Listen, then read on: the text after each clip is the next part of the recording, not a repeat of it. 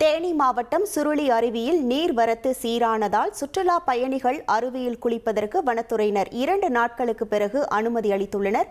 கூடுதல் விவரங்களோடு இணைகிறார் நமது செய்தியாளர் சுரேந்திரன். வணக்கம் சுரேந்திரன். தற்போது சுருளி அருவிக்கு சுற்றுலா பயணிகளின் வருகையானது எவ்வாறாக இருக்கிறது? முழு விவரங்கள். வணக்கம். தேனி மாவட்டம் சுருளி அருவியில் நீர்வரத்து சீரானதால் சுற்றுலா பயணிகளை அருவியில் குளிப்பதற்கு வனத்துறையினர் 2 நாட்கள் பின்பு அனுமதி.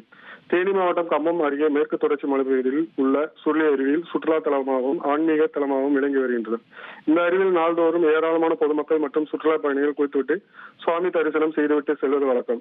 இந்நிலையில் மேற்கு தொடர்ச்சி மலைப்பகுதியில் உள்ள சுருளி அருவியின் நீர்பிடிப்பு பகுதியில் அரிசிப்பாறை, ஈத்தக்காடு, தூவானம் அணைப்பகுதியில் மழை பெய்து இதனால் வனப்பகுதியில் உள்ள ஆற்றில் நீர் வரத்து அதிகரித்து அருவியில் நீர்வரத்து அதிகமாக காணப்பட்டது.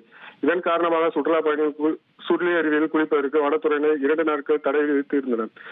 இன்று காலையிலிருந்து சுற்றுலா பயணிகள் குளிப்பதற்கு வனத்துறையினர் தடை விதித்திருந்த நிலையில் இன்று அருவி பகுதியில் மழைப்பொழிவு குறைந்து பொதுமக்கள் குளிக்க அளவிற்கு நீர்வரத்து சீரானது காரணமாக சுற்றுலா பயணிகள் அருவியில் குளிப்பதற்கு வனத்துறையினர் தற்போது அனுமதித்துள்ளனர். 2 நாட்களுக்கு பின்பு குளிப்பதற்கு அனுமதி அளிக்கப்பட்டதால் சுருளி அருவியின் தண்ணீர் ஏராளமான சுற்றுலா பயணிகள் ஆர்வத்துடன் குளித்துவிட்டு மகிழ்ந்து செல்கின்றனர். உங்கள் விவரங்களுக்கு நன்றி சுரேந்திரன். ட்ரெண்டை ஃப்ரெண்ட் ஆக்கிக்கோங்க. 2.5 கோடிக்கும் அதிகமான தந்தி டிவியின் சப்ஸ்கிரைபர்ஸ் அண்ட் ஃபாலோவர்ஸ் குடும்பத்துல நீங்களும் இணையுங்க.